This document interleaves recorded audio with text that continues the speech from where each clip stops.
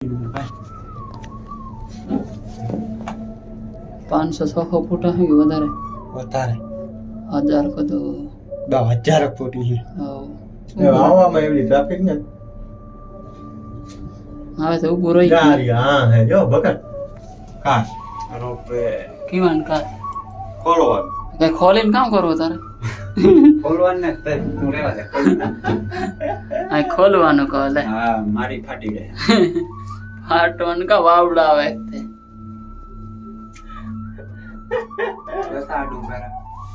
આ હે જો આઈટમ આઈટમ સ્પેશિયલ આ